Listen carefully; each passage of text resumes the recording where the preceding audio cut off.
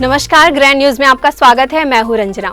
खबरों की शुरुआत करने से पहले आइए नजर डालते हैं आज की हेडलाइंस पर। गंभीर रूप से घायल युवक को SR hospital and research centre के डॉक्टरों ने दिया नया जीवनदान। बेहतर व सुगम उपचार के लिए एसआर हॉस्पिटल में उपलब्ध है। 3 दिनों से लगातार चरोदा निगम प्लास्टिक पर कर रही कार्यवाही, वहीं प्लास्टिक उपयोग करने वाले दुकानदारों से कुल 1250 रुपए आर्थिक दंड वसूला गया। गर्मी में शिक्षक पसीना बहाकर 16 अप्रैल तक बोर्ड परीक्षा के मूल्यांकन कर विद्यार्थियों के परिणामों को करेंगे घोषित। खैरागढ़ उपचुनाव को लेकर राजनीतिक सरगर्मी बढ़ गई है। छत्तीसगढ़ के मुख्यमंत्री भूपेश बघेल जहां आम सभा ले रहे हैं, वहीं दूसरी ओर भाजपा ने 25 बिंदुओं को लेकर कांग्रेस सरकार पर लगाया आरोप। ग्रैंड न्यूज में अब खबरें विस्तार से। छत्तीसगढ़ ओलंपिक संघ के महासचिव गुरुचरण सिंह होरा की मौजूदगी में रायपुर प्रेस क्लब अध्यक्ष दामू आम्बेडारे के जन्मदिन का केक काटा गया। इस मौके पर गुरुचरण सिंह होरा ने प्रेस क्लब के अध्यक्ष को जन्मदिन की बधाई देते हुए रायपुर प्रेस क्लब और विज्ञान चेतना परिषद के निःशुल्क एम्बुलेंस सेवा को हरी झंडी दिखाकर रवाना किया गया। इस मौके पर पत्रकारों ने छत्तीसगढ़ ओलंपिक संघ के महासचिव गुरुचरण सिंह होरा का आत्मीय स्वागत किया।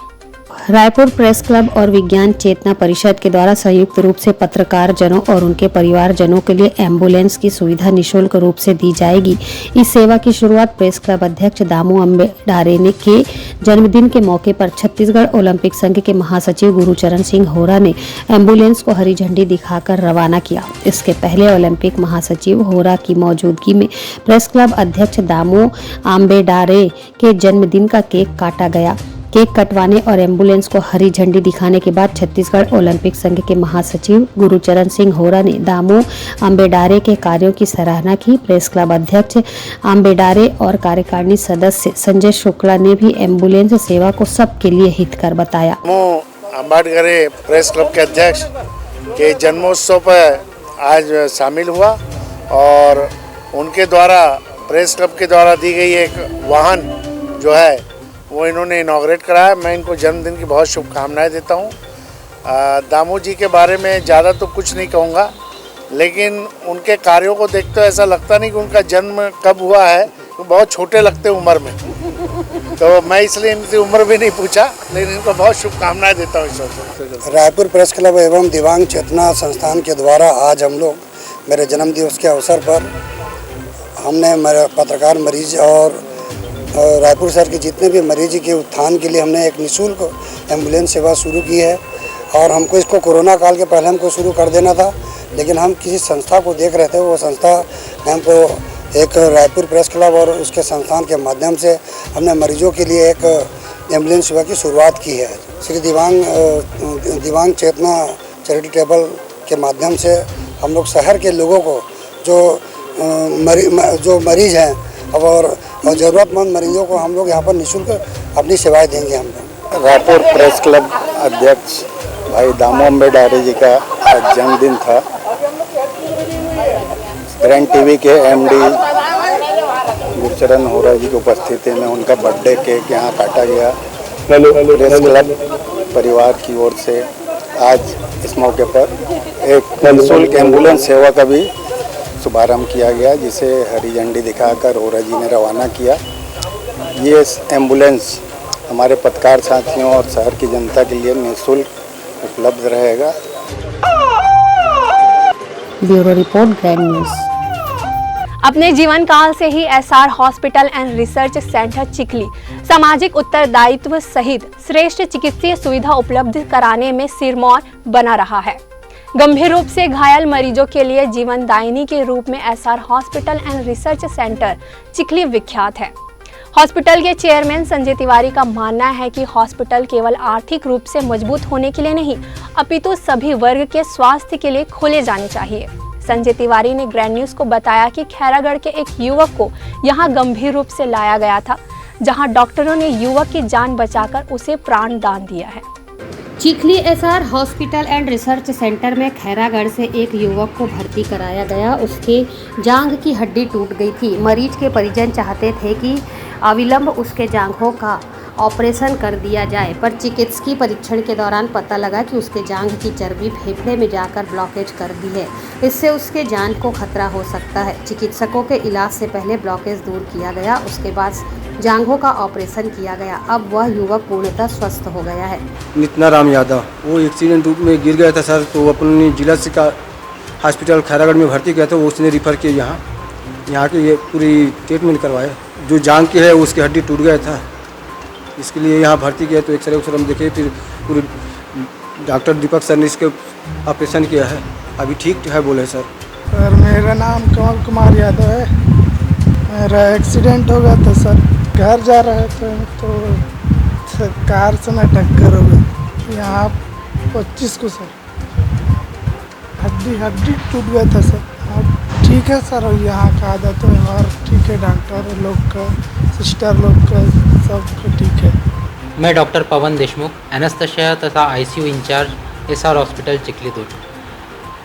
मार्च महीने के अंतिम सप्ताह में हमारे अस्पताल में कमल यादव नामक 21 वर्षीय युवक एक्सीडेंट से पीड़ित होकर आया था। उसके दाएं पैर की जांघ की हड्डी टूट चुकी थी। करीब रात के 2-3 बजे मरीज़ हमारे पास आया था।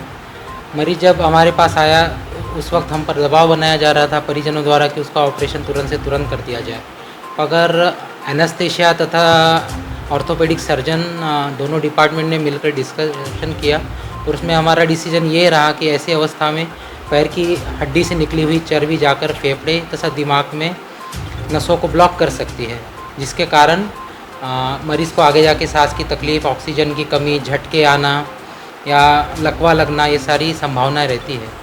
ऐसी अवस्था में ऑपरेशन तुरंत करना मतलब जान का खतरा बढ़ाना होता है। तो हमने परिजनों को समझाया, उन्होंने हमारी बात मानी। हमने 2-3 दिन तक मरीज़ को ऑब्ज़र्व किया, उसको स्टेबलाइज़ किया। शुरू में जो उसको सांस लेने की दिक्कत हो रही थी वो धीरे धीरे कम हुई, ऑक्सीजन का लेवल नॉर्मल आया। मरीज़ जब शुरू में आया था एक्सीडेंट के वक्त, उस वक्त के बाद काफ़ी उसका होश ठीक नहीं था, खोया खोया सा रहता था, परिजनों को पहचान नहीं पा रहा था। पर आईसीयू में स्टाफ ने सारी उसकी केयर की। जो 2-3 दिन में हमने उसको स्टेबलाइज़ किया, उसकी दिमाग की हालत सुधरी, उसकी फेफड़ों की हालत सुधरी, ऑक्सीजन लेवल नॉर्मल आया। उसके बाद हमने उसके ऑपरेशन का निर्णय लिया और इसके मुझे बताते हुए बहुत खुशी हो रही है कि आज वो मरीज़ पूर्णतः स्वस्थ होकर हॉस्पिटल से डिस्चार्ज लेकर जा रहा है। तो मैं आपसे यही अनुरोध करूँगा कि जब भी आप किसी अस्पताल में जाते हैं तो वहाँ के डॉक्टरों की सलाह मानें। ज़रूरी नहीं होता कि ऑपरेशन ही हर चीज़ का इलाज है या फिर तुरंत इलाज मतलब ऑपरेशन ही है। मरीज़ को तुरंत इलाज मिलना ज़रूरी होता है, पर वो इलाज क्या है ये बताने वाला सही व्यक्ति डॉक्टर ही हो सकता है। करूँगा कि हमारा जो अस्पताल है एसआर हॉस्पिटल, यहाँ पर सर्व सुविधा युक्त अस्पताल है। हमारे यहाँ 24 घंटे orthopaedic surgeon, neuro surgeon, anaesthesia, ICU, ventilator सारी सुविधाएं उपलब्ध है। तो यदि आपको कभी भी किसी परिजन के लिए अगर ज़रूरत पड़ती है तो हम आपकी सेवा के लिए तत्पर हैं। धन्यवाद। ग्रैंड न्यूज़ के लिए अतुल शर्मा के साथ निखिल कुमार पाठक की रिपोर्ट।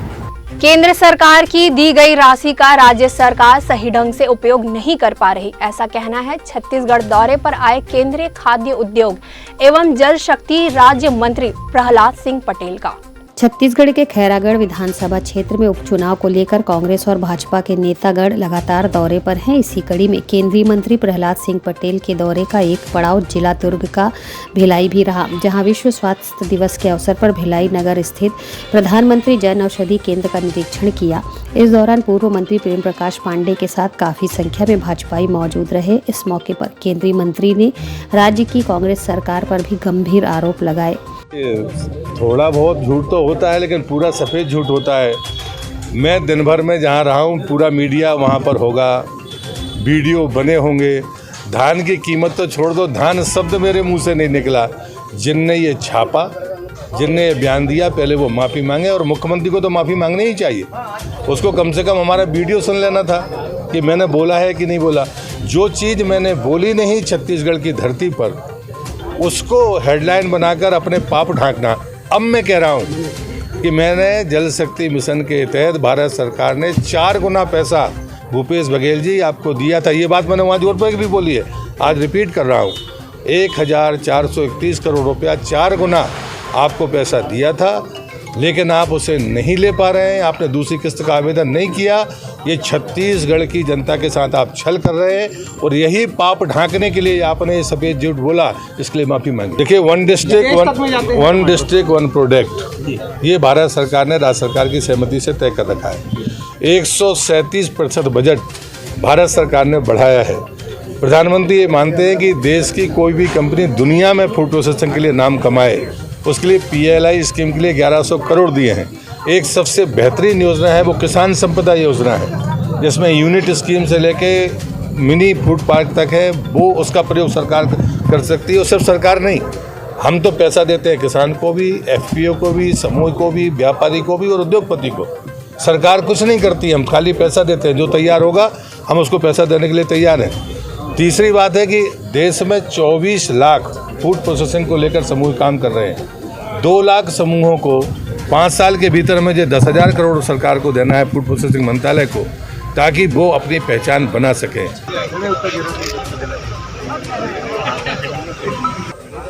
ग्रैंड न्यूज़ के लिए भिलाई से हर्ष कुमार सोनी के साथ अतुल शर्मा की रिपोर्ट। सूर्यपथ इंटरनेशनल स्कूल के उद्घाटन अवसर पर सिकल सेल जांच जागरूकता अभियान की शुरुआत की गई है। इस जागरूकता रथ को हरी झंडी दिखाकर रवाना किया गया है।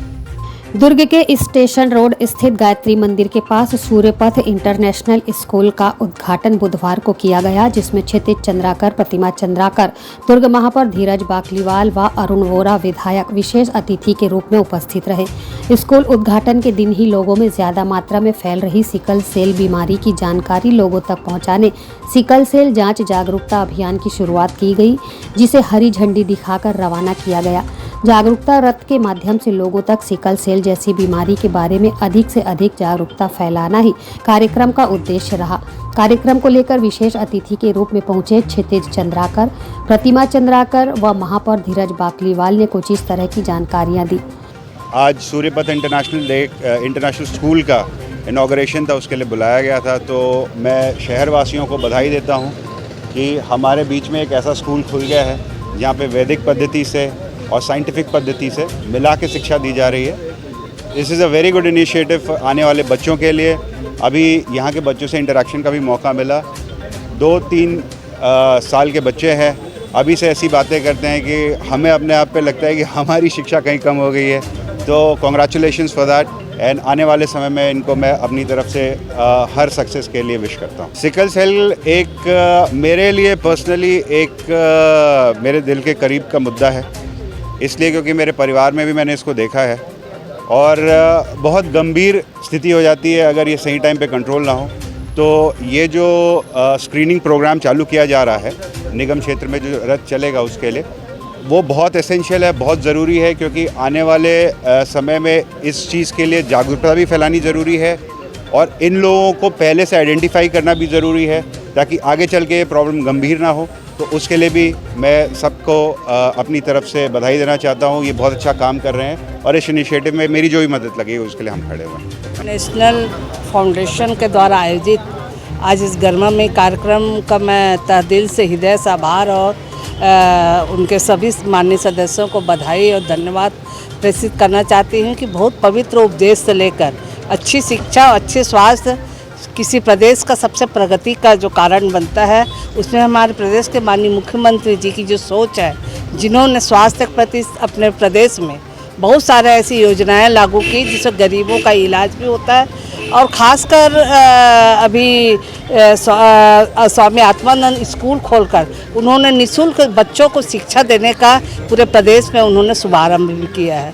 इससे छत्तीसगढ़ के बच्चे आने वाले समय में शिक्षित भी होंगे और निश्चित रूप से छत्तीसगढ़ का नाम देश के इतिहास में एक नाम होगा। इसमें माननीय मुख्यमंत्री जी को हम बधाई और धन्यवाद प्रेरित करते हैं। खासकर जो भी यहाँ पर एक विषय है कि सिकल सेल के बारे में मैं कहना चाहती हूँ, ये जागरूकता की आवश्यकता है, क्योंकि छत्तीसगढ़ का ये बहुत वांछित बीमारी है और इससे बहुत पीड़ित भी है। खास जातियों में पाया जाता है, जिससे जिसको हो जाता है, जो इसके रोगी हैं उसको बहुत तकलीफ, जीवन भर तकलीफ रहता है। अगर इसको हम जागरूकता के माध्यम से इसके अनुपात को कम करें, इसमें जागरूकता के माध्यम से उचित समय में इलाज करें, तो निश्चित रूप से बहुतों की जान बच सकती है। मैं फाउंडेशन जो इसको बीड़ा उठाया है कि प्रत्येक वार्डों में जाके इसकी जाँच होगी, जो निःशुल्क जांच हो गई, उसकी जेनेटिक दवाई भी दिया जा रहा है, देने का जो संस्था ने बीड़ा उठाया है उसको मैं बधाई और धन्यवाद देना चाहती हूँ कि उन्होंने बहुत बड़ा काम किया, क्योंकि सिकल सेल का जो अभियान बहुत ज़रूरी था छत्तीसगढ़ के लिए। सिकल सेल संस्थान द्वारा आज नगर निगम दुर्ग में आज हम लोग एक गाड़ी को हरी झंडी दिखा के रवाना किए हैं। उद्देश्य ये है कि पूरे 60 वार्डों में सिकल सेल की जांच बहुत सुगमता से हो, और जांच कराना बहुत ज़रूरी है, क्योंकि जागरूकता है कि हम सिकल सेल की जांच करा लें और पहले पता चल जाए, तो इससे जैसे बोलते prevention is better than cure. हमको पहले से किसी भी बीमारी के बारे में जानकारी लग जाती है तो उसका हम इलाज अच्छे से करा सकते हैं, और जब जांच हम जानकारी लग जाएगी तो हमारे माननीय मुख्यमंत्री जी के द्वारा सस्ती दवा दुकान, धन्वंतरी मेडिकल दुकान, वहाँ दवाई भी उपलब्ध है इसकी, और लगभग सभी सेंटरों में इसकी जांच भी हो रही है। लेकिन ये गाड़ी रवाना करने का उद्देश्य है कि घर घर जाकर हम इसका जागरूकता अभियान भी चलाएं और इसकी जांच कराएं, ताकि इस बीमारी जो बहुत लाइलाज है, इसका हम जांच कराएं, अर्ली वे में पता चल जाए तो इसका संभव से इलाज करा सकें।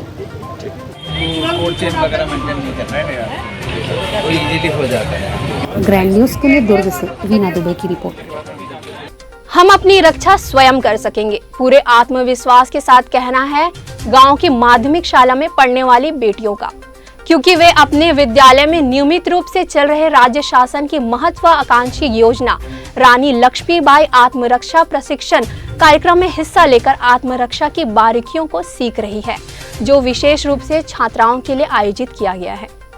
राज्य शासन की ओर से बेटियों की सुरक्षा को ध्यान में रखते हुए रानी लक्ष्मीबाई आत्मरक्षा प्रशिक्षण कार्यक्रम का आयोजन राज्य की सभी माध्यमिक, हाई व हायर सेकेंडरी स्कूल में आयोजित किया जाना है। इसके अंतर्गत दुर्ग ग्रामीण क्षेत्र के विभिन्न गांव के विद्यालयों में इस प्रशिक्षण कार्यक्रम का आयोजन हो रहा है, जिसमें विद्यालय में अध्ययनरत बेटियां बढ़ चढ़कर अपना पसीना बहा रही हैं और आत्मरक्षा के लिए अति आवश्यक बारीकियों को सीख रही हैं। इस योजना के अंतर्गत प्रशिक्षण कार्यक्रम के लिए विद्यालयों में प्रशिक्षक की व्यवस्था की गई है, जिससे गांव की बेटियों को अब गांव में इस प्रशिक्षण से लाभ मिले, जिससे कई बच्चे आत्मविश्वास से लबरेज होकर डिफेंस के क्षेत्र में जाने की इच्छा जता रहे हैं, जो कि इन बच्चियों के लिए प्रेरक साबित हो रहा है। रुद्रा स्कूल के प्रधान पाठक डुमेंद्र सिन्हा का कहना है कि इस प्रशिक्षण कार्यक्रम की वजह से विद्यालय में छात्राओं की उपस्थिति 100% हो रही है, क्योंकि वे इस प्रशिक्षण से सीखकर लाभान्वित होना चाहते हैं। यह कराटे प्रशिक्षण जो है रानी लक्ष्मीबाई आत्मरक्षा प्रशिक्षण के नाम से दिया जा रहा है बच्चों को। यह स्कूल में सर अभी 15-17 दिन हुआ है। इसमें बच्चों पर बहुत फर्क दिखा है सर, बालिकाओं पर खासतौर से यह योजना जो बालिकाओं के लिए है तो बहुत फर्क दिखा है। बच्चे जो हैं मतलब तंदुरुस्त हैं, है ना, स्वस्थ भी हुए हैं और साफ सफाई, है ना, उसके तहत भी मतलब बच्चे अच्छे से कर रहे हैं, उसको जागरूक हो रहे हैं। सर इससे उनका यह दिख रहा है कि उसका शरीर जो है स्वस्थ है ना, और उसके शरीर जो है सक्रिय है, एक्टिव हो चुका है ना, और उसमें आत्मविश्वास भी बढ़े हैं बच्चों में, और शारीरिक शक्ति भी बढ़ी है उसमें, और मानसिक विकास भी हो रहा है ना, और नेतृत्व क्षमता उसमें आ रही है। सर भविष्य में इनको बहुत अच्छा फ़ायदा मिलेगा, क्योंकि आगे बढ़कर, है ना, बच्चे किसी भी मतलब पुलिस में है या फौज में है जाएंगे, उनको यह यहाँ से सीखे रहेंगे, उनको कुछ तो अनुभव रहेगा, प्रेरणा मिलेगी। और साथ साथ सर बच्चे कभी अकेले जा रहे हैं या सुने जगह जा रहे हैं तो ये सीखे रहेंगे, तो भविष्य में उनका काम आएगा अपनी आत्मरक्षा करने के लिए। प्रशिक्षण प्राप्त कर रही छात्राओं से ग्रैंड न्यूज ने बात की तो पूरे आत्मविश्वास के साथ अपना अनुभव बांटते हुए उन्होंने बताया, मेरा नाम मीनाक्षी यादव है, मैं कक्षा 8वीं में पढ़ती हूँ। पंच मारना, कोई चोटी पकड़े उसको छोड़ाना, हाथ पकड़े उसको छोड़ाना, पीछे से पकड़े उसको छोड़ाना, हाई किक, जंप, अगर कोई हमें छेड़छाड़ करेंगे तो उसका उपयोग करेंगे हम लोग। मेरा नाम कुमारी खिलेश्वरी साहू है, मैं क्लास 8वीं की विद्यार्थी हूँ और शासकीय पूर्व माध्यमिक शाला स्कूल रुदा स्कूल में पढ़ती हूँ। हमने जंप किक मारना और कोई हमारी चोटी पकड़े उसको हटाना, हाथ पकड़े उसको और पीछे से कोई पकड़े उसको मारना। हम आगे बढ़कर पुलिस बनना चाहते हैं तो ये हमारे भविष्य में काम आ सकता है। और अभी महिलाएं हर चीज़ में आगे तो हमारे भविष्य में भी काम आ सकता है। मेरा नाम पायल साहू है, मैं कक्षा 8वीं में पढ़ती हूँ। नी किक, हाई किक, जंप, पंच, कॉलर पकड़े हैं उसको कैसे छुड़ाना और चोटी पकड़े हैं उसको कैसे छुड़ाना, ये हमारे आत्म सुरक्षा के लिए है। ये आवश्यकता पड़ने पर हम ये यूज़ कर सकते हैं। इस ट्रेनिंग के बारे में हमारे माता पिता का कहना है कि ये ट्रेनिंग सिखा रहा है वो अच्छा है, ये हमारे आत्म सुरक्षा के लिए आगे काम आएगा। बेटियों की सुरक्षा के लिए शासन से इस महत्वपूर्ण कार्य के विषय में जब ग्रैंड न्यूज ने जिला शिक्षा अधिकारी जायसवाल से जानकारी के लिए मिलने पहुंचे तो वे 2 घंटे इंतजार कराने के बाद भी इस योजना के विषय में कोई जानकारी नहीं दे पाए। तब हमने इस प्रशिक्षण कार्यक्रम के संबंध में जिला शिक्षा कार्यालय मिशन कोऑर्डिनेटर से बात की तो उन्होंने इस प्रशिक्षण कार्यक्रम के बारे में विस्तार से बताया। इस संबंध में जैसा कि समग्र शिक्षा के प्रबंध संचालक महोदय का एक पत्र पूरे छत्तीसगढ़ में जिला मिशन समन्वयकों को और आदरणीय कलेक्टर साहब को आया था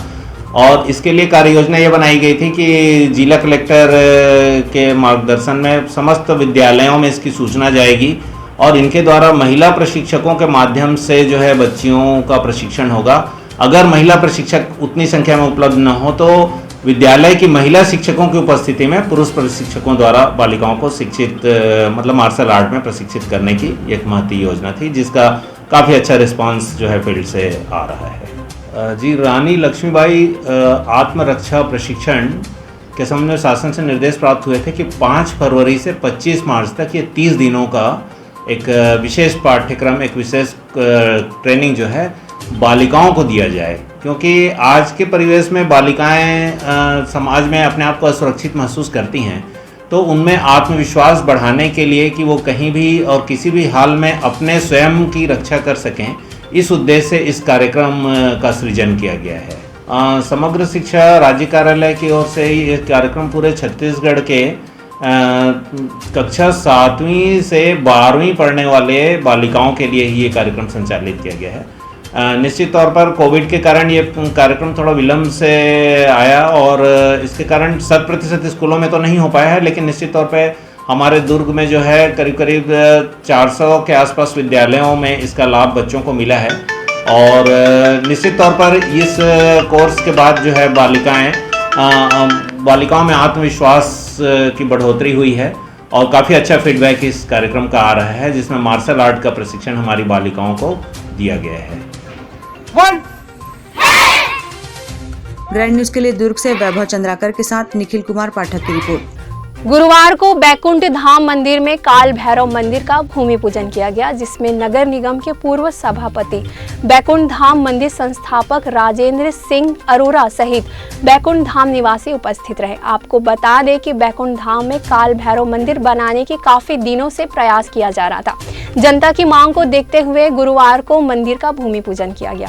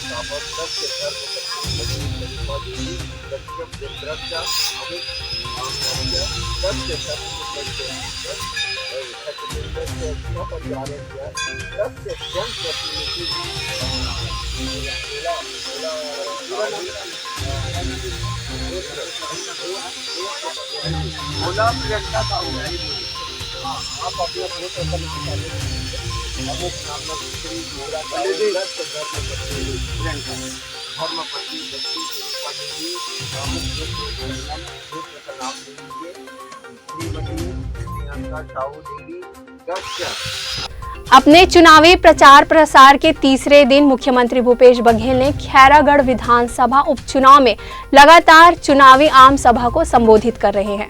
खैरागढ़ विधानसभा उपचुनाव में अपने तीसरे दिन के प्रचार प्रसार के दौरान मुख्यमंत्री भूपेश बघेल ने ग्राम सलौनी से चुनावी सभा की शुरुआत की। मुख्यमंत्री ने जनता को संबोधित करते हुए केंद्र और प्रदेश की पूर्व रमन सरकार को किसान विरोधी बताया। मुख्यमंत्री भूपेश बघेल ने कहा कि भारतीय जनता पार्टी कभी किसान को मजबूत नहीं होने देना चाहती है। छत्तीसगढ़ में राजीव गांधी किसान न्याय योजना का वह विरोध कर रहे हैं। मजदूरों को जो पैसा मिल रहा है उसका भी वे विरोध करते हैं। मुख्यमंत्री भूपेश बघेल ने कहा कि यह शोषण करने वालों की पार्टी है। चुनाव प्रचार प्रसार को लगभग 5 दिन शेष रहने को लेकर मुख्यमंत्री भूपेश बघेल ने कहा कि जैसे जैसे चुनाव नजदीक आ रहा है वैसे ही स्थिति स्पष्ट होती जा रही है। उन्होंने कहा कि लोगों में काफी उत्साह है और मतदाताओं का भरपूर समर्थन मिल रहा है। आज जो प्रहलाद पटेल जी ने जो बात कही है वही भारतीय जनता पार्टी की सोच है। वो कभी किसान को मजबूत नहीं होने देना चाहते और इसी कारण से छत्तीसगढ़ में जो राजीव गांधी किसान न्याय योजना मिल रहा है, जिसमें 9,000 रुपया इनपुट सब्सिडी देते हैं और समर्थन मूल्य में खरीदी हो रही है, उसका वो विरोध कर रहे हैं। मजदूरों को जो पैसा मिल रहा है उसका वो विरोध कर रहे हैं। ये शोषण करने वालों की पार्टी है, शोषकों की पार्टी है और इस कारण से आम जनता यदि ताकतवर बने, आर्थिक रूप से मजबूत बने, ये बिल्कुल नहीं चाहते हैं। इसमें कहाँ केंद्र का राशि दुरुपयोग हो रहा है?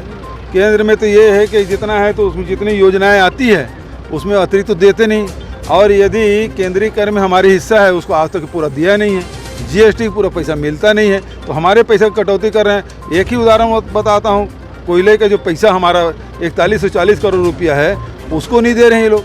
तो लगातार ये रोकने का प्रयास कर रहे हैं। उसके बाद भी छत्तीसगढ़ में अपने संसाधन के बल पर ये किसानों को 9,000 रुपये प्रति एकड़ जो इनपुट सब्सिडी दे रहे हैं, 7,000 रुपया वार्षिक मजदूरों को जो पैसा दे रहे हैं, लघु अनुप्रस्थ पूरे देश के 75% खरीद रहे हैं, तो हम अपनी ताकत से खरीद रहे हैं। बिल्कुल अब स्थिति बहुत स्पष्ट होती जा रही है जैसे जैसे चुनाव नज़दीक होते जा रहा है। मैं लगातार सभी गाँव में घूम रहा हूँ और आज तीसरा दिन है लगातार घूमते हुए और ज़बरदस्त समर्थन मिल रहा है, ज़बरदस्त उत्साह है और मुझे पूरा विश्वास है कि हमारी प्रत्याशी प्रचंड बहुमत से जीतेगी। ग्राम सलोनी में कार्यकर्ता सम्मेलन और चुनावी सभा को संबोधित करते हुए मुख्यमंत्री भूपेश बघेल ने छत्तीसगढ़ शासन के द्वारा चलाई जा रही योजना की जानकारी दी और मतदाताओं से कांग्रेस प्रत्याशी यशोदा वर्मा को जीत दिलाने अपील की।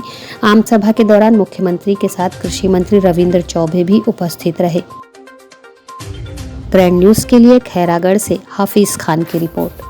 खैरागढ़ विधानसभा उपचुनाव को लेकर सत्ताधारी कांग्रेस पार्टी को घेरने के लिए भारतीय जनता पार्टी ने आज 25 बिंदुओं पर आरोप पत्र जारी किया है। वहीं 35 बिंदुओं में भारतीय जनता पार्टी की सरकार के रहते कराए गए विकास कार्यों को सामने रखा गया है।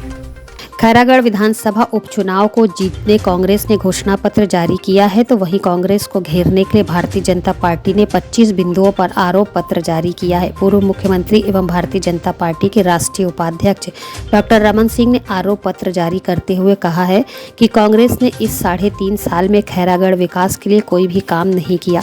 डॉक्टर रमन सिंह ने कहा कि इन लोगों ने आंतरिक सर्वे कराया जिसमें यह बातें सामने आई कि कांग्रेस 20-30 हजार वोट से पीछे है, तब जाकर ऐसा घोषणा पत्र जारी किया गया। डॉक्टर रमन सिंह ने आरोप लगाते हुए यह भी कहा कि नगर पालिका चुनाव के समय भी खैरागढ़ को जिला बनाने की बात कही गई थी और उन्होंने इस वादे को पूरा नहीं किया और अब फिर से एक बार खैरागढ़ को जिला बनाने की बात कही गई है। इन लोगों ने सर्वे कराया आंतरिक, उस सर्वे में मुख्यमंत्री को पता चला कि कांग्रेस पार्टी 25-30 हजार वोटों से पीछे है। ये इंटरनल सर्वे में इस बात को सामने आया कि जनता नाराज है, हमारे 36 जन घोषणा पत्र के क्रियान्वयन नहीं करने की वजह से, और ये नाराजगी इस बार फूट के आ रही है। खैरागढ़ का कांग्रेस का कार्यकर्ता बोलता था क्या बात लेके जाए। एक मेरा छोटा सा प्रश्न था मुख्यमंत्री जी, 3.5 साल में खैरागढ़, सुइकादान और गंडई, 3.5 साल में कोई ऐसा काम आपने किया होगा जिसको माइलस्टोन कहा जाए, जिसको मुख्यमंत्री की उपलब्धि कहा जाए, जिसको किताब में लिख के प्रिंट कराया जाए। क्या मुख्यमंत्री ने डेवलपमेंट के 3.5 साल के कामों की कोई लिस्ट जारी की क्या? हिम्मत नहीं है।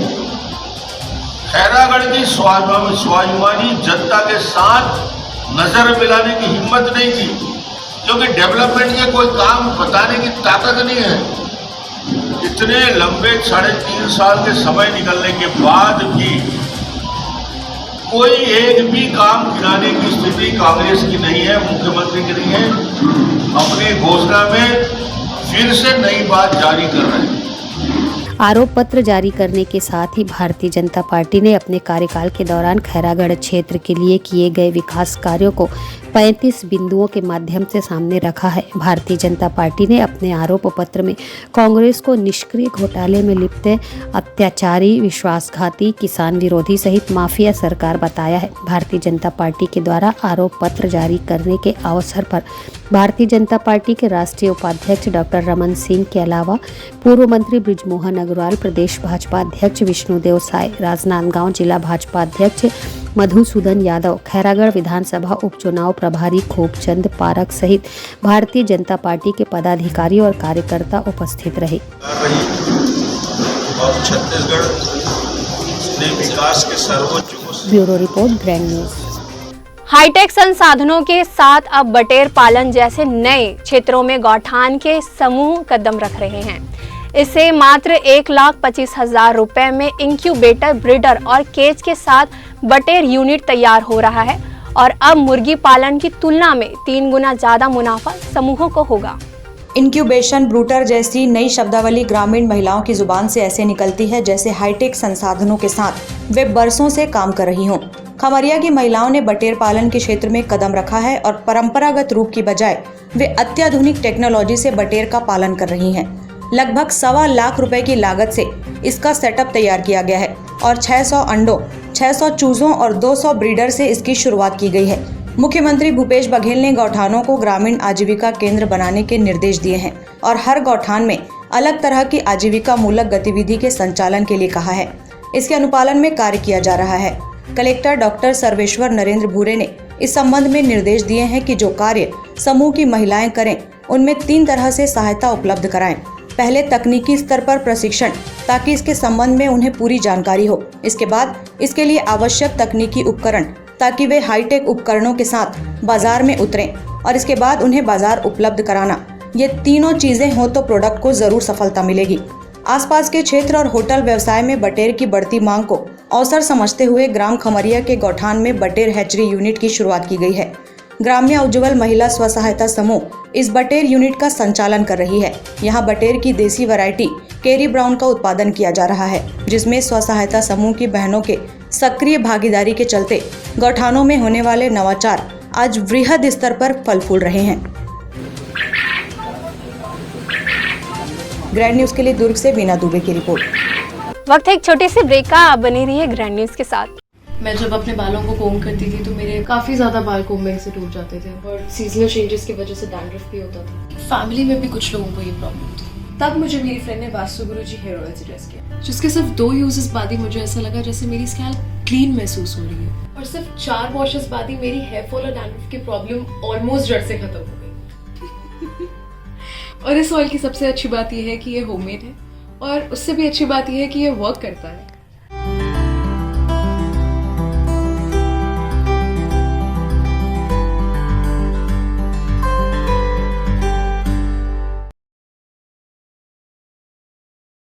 ब्रेक के बाद आपका स्वागत है।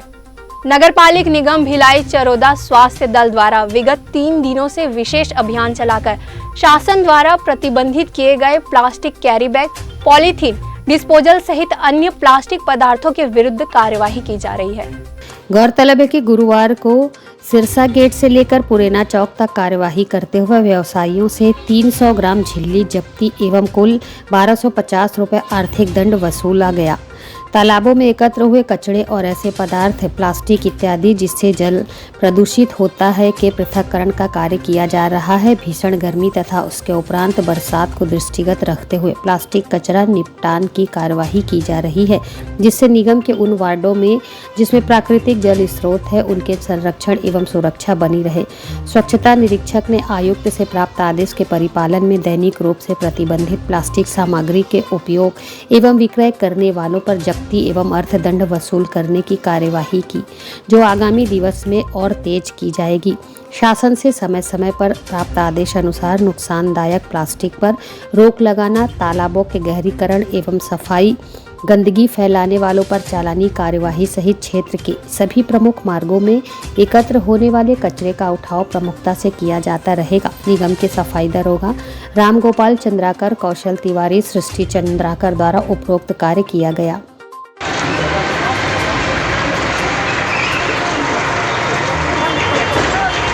ग्रैंड न्यूज के लिए प्रशांत सरीन राजपूत के साथ निखिल कुमार पाठक की रिपोर्ट। कोरोना काल के 2 वर्ष प्रभावित रहने के बाद इस बार 10वीं और 12वीं बोर्ड का मूल्यांकन कार्य जिले के आदर्श कन्या स्कूल व जेआरडी स्कूल में 28 मार्च से जारी है, जिसे 16 अप्रैल तक पूरा करने का निर्देश मिला है, जिस पर शिक्षक अपना पसीना बहा रहे हैं और लक्ष्य के अनुसार समय सीमा पर मूल्यांकन कार्य पूरा करने में जुट गए हैं। 10वीं और 12वीं बोर्ड का मूल्यांकन कार्य 28 मार्च से जिले में सबसे पुराने केंद्र आदर्श कन्या स्कूल और जेआरडी स्कूल दुर्ग में चल रहा है। मूल्यांकन कार्य में जिले के 235 शिक्षक गर्मी में बढ़े हुए तापमान के बीच 16 अप्रैल तक पूर्ण करने के निर्देशानुसार लक्ष्य के लिए जुटे हुए हैं। 5 अप्रैल तक की स्थिति में 10वीं बोर्ड के 60,000 कॉपियों में से 21,000 कॉपियों का मूल्यांकन और 12वीं बोर्ड के 45,000 कॉपियों में से 16,000 कॉपियों का मूल्यांकन कार्य पूरा हो चुका था। बोर्ड परीक्षा के मूल्यांकन कार्य के विषय में ग्रैंड न्यूज से चर्चा करते हुए जेआरडी स्कूल की प्राचार्य संगीता नायर ने बताया, मूल्यांकन 28 मार्च से 2022 से स्टार्ट हो गई है। सर देखिए, 12th का 45,000 है जो प्राप्त है हमें, और 10वीं का 69,000 प्राप्त हुआ है। उसमें मूल्यांकित कल के दिनांक तक 5/4/2022 तक हमारे पास 12वीं का 16,000 कॉपियाँ चेक हो चुकी हैं मूल्यांकित, और अमूल्यांकित 29,000 बचा हुआ है। उसी प्रकार 10वीं का 21,000 हुआ है और 39,000 बचा हुआ है।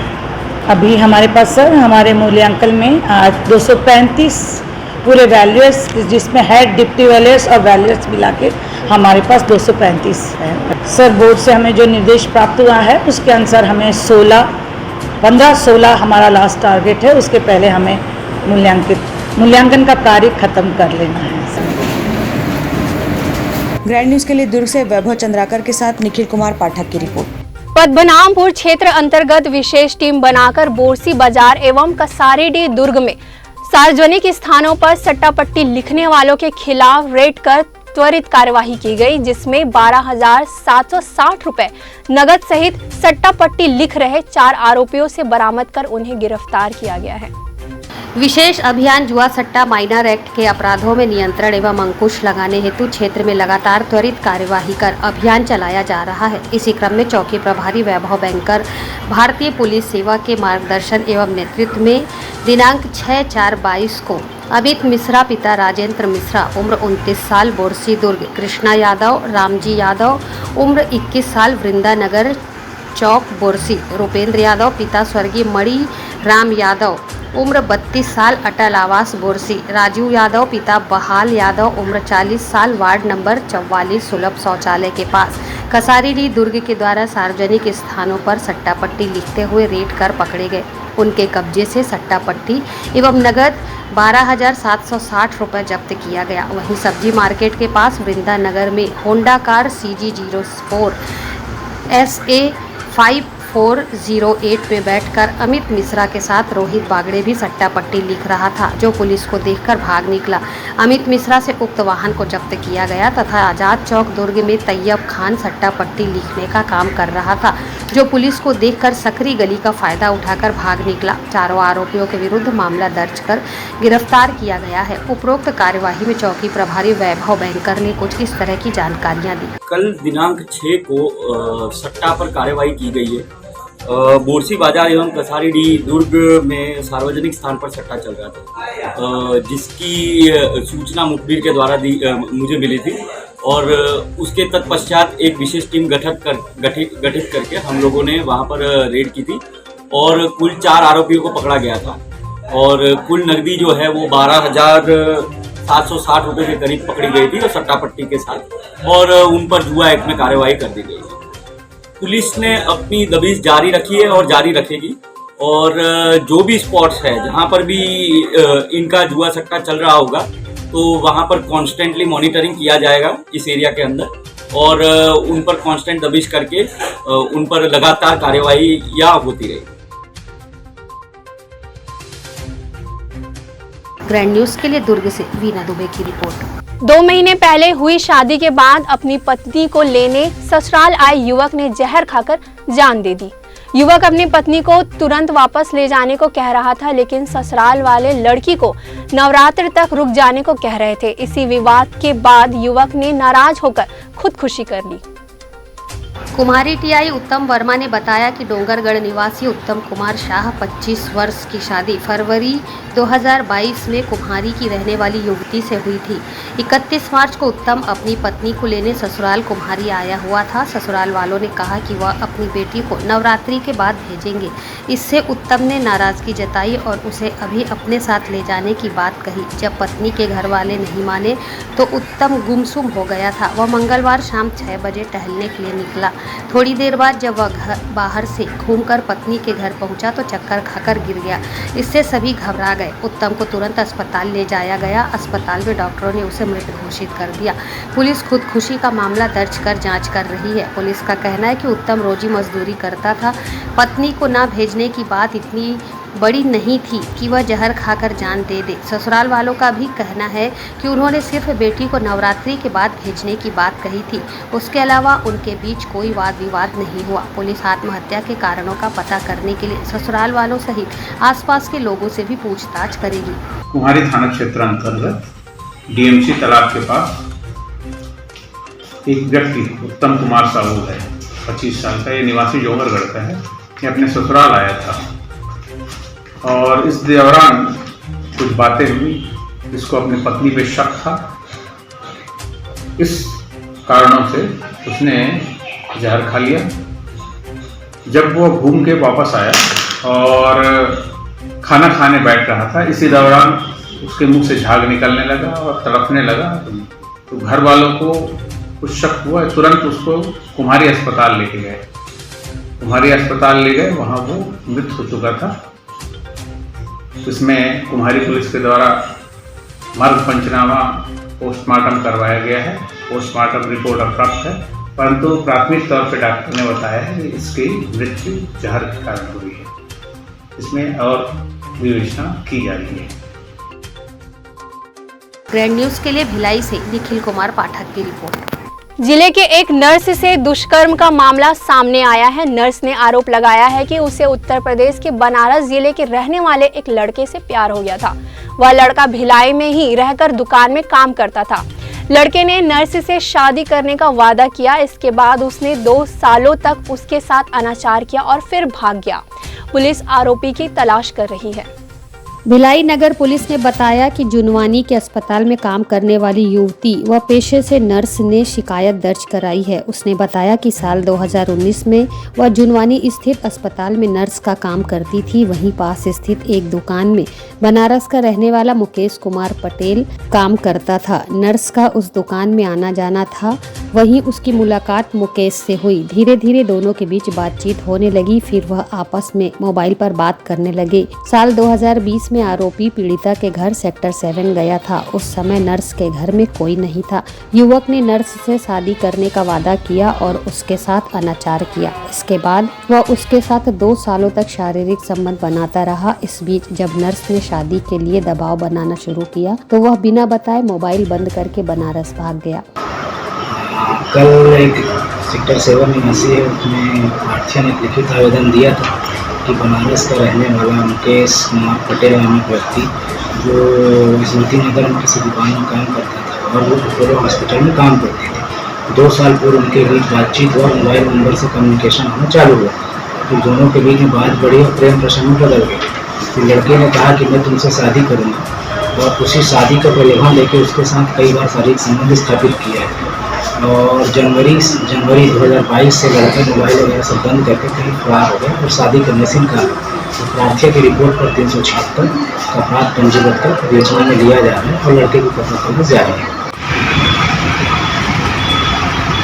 ग्रैंड न्यूज के लिए भिलाई से निखिल कुमार पाठक की रिपोर्ट। अधिकारियों ने 5 साल पहले 99.78 लाख रुपए खर्च करके वाटर एटीएम लगाए गए थे, लेकिन सही तरीके से रख रखाव नहीं करने की वजह से 8 से 10 वाटर एटीएम में कई महीनों से पानी नहीं आ रहा है। इसी बीच निगम प्रशासन एक बार फिर 10 वाटर एटीएम लगाने की तैयारी कर रही है। इसके लिए बाकायदा बजट में अलग से प्रावधान भी किया गया है।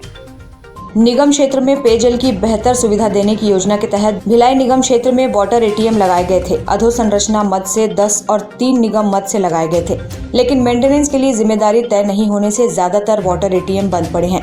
छावनी तिरंगा चौक के पास लगी पानी देने वाली मशीन का प्यूरीफायर तक खराब हो गया है। इसी तरह निगम कार्यालय के सामने बनाए गए एटीएम का तो सालों से ताला तक नहीं खुला। इसी वजह से पिछले माह नगरीय प्रशासन विभाग ने शहर में संचालित वाटर एटीएम की वास्तविक स्थिति जानने के लिए रिपोर्ट भेजने का आदेश जारी किया, लेकिन अधिकारियों ने सभी एटीएम को कागजों में चलित दिखाकर खानापूर्ति कर दी। निगम की ओर से एक वाटर एटीएम वैशाली नगर कॉलेज के पास 4 साल पहले तैयार किया गया था। इसका फायदा आसपास रहने वाले बस्ती के लोग और कॉलेज में पढ़ने वाली छात्राओं को होता। मशीन के इंस्टॉलेशन के बाद करीब 5 से 6 महीने तक लोगों को शुद्ध पेयजल की सुविधा मिलती रही। इस बीच एजेंसी ने वारंटी तक व्यवस्था संभाली। बाद में वाटर एटीएम के कल पुर्जे ही खराब हो गए। निगम की ओर से छावनी के तिरंगा चौक पर भी एक वाटर एटीएम लगाया गया। यहाँ लगाने का मकसद श्रमिकों को शुद्ध पानी उपलब्ध कराना था। यहाँ करीब 5 साल पहले मशीन लगाई गई थी। अन्य स्थानों की तरह शुरुआती महीनों में मशीन पानी देती रही, बाद में किसी ने ध्यान नहीं दिया। इसके चलते जिस कमरे में मशीन का सेटअप तैयार किया गया था उसका दरवाजा ही तोड़कर ले गए। घासीदास नगर वार्ड क्षेत्र में अधोसंरचना मद से एक मशीन लगाई गई। वार्ड के ज्यादातर हिस्से में श्रमिक रहते हैं, ऐसे में मशीन से पानी लेने वाले की यहाँ भारी संख्या रहती है। यहाँ भी निगम अधिकारियों ने वारंटी पीरियड के बाद मेंटेनेंस के लिए कोई एजेंसी नहीं चुनी। इसके अलावा मशीन की रिपेयरिंग पर भी ध्यान नहीं दिया गया। धीरे धीरे पुर्जे खराब हो गए। लोगों ने बताया कि मेंटेनेंस की गुहार लगाई जा रही है। निकाय क्षेत्र में एक वाटर एटीएम को लगाने में लगभग 7 से 8 लाख रुपए खर्च किया गया। मशीनों को इंस्टॉल करने वाली कंपनी की जिम्मेदारी केवल साल भर तक रहती है। इसके बाद उनके फिल्टर साफ करने, पानी का पीएच नापने समेत अन्य तमाम कार्यों के लिए एजेंसी को रखना था। देखिए, वाटर एटीएम हमारे यहाँ जो नगर पालिका निगम भिलाई में है वो 11 जगह स्थापित है। 2 एटीएम जो है वाटर एटीएम जो है रिशाली में स्थापित है। पहले रिशाली और भिलाई निगम एक जगह शामिल थे। रिशाली निगम अलग गठन होने के पश्चात में हमारे पास में 11 एटीएम वाटर एटीएम अभी वर्तमान में स्थापित है। प्रत्येक जोन क्षेत्र में 2-2 वाटर एटीएम हमारे यहाँ है। जोन क्रमांक 4 में उसमें से एक एक्स्ट्रा है वाटर एटीएम। वाटर एटीएम केवल एक जो पावर हाउस के पास रेलवे ब्रिज के कारण में वो बंद पड़ा हुआ है वाटर एटीएम।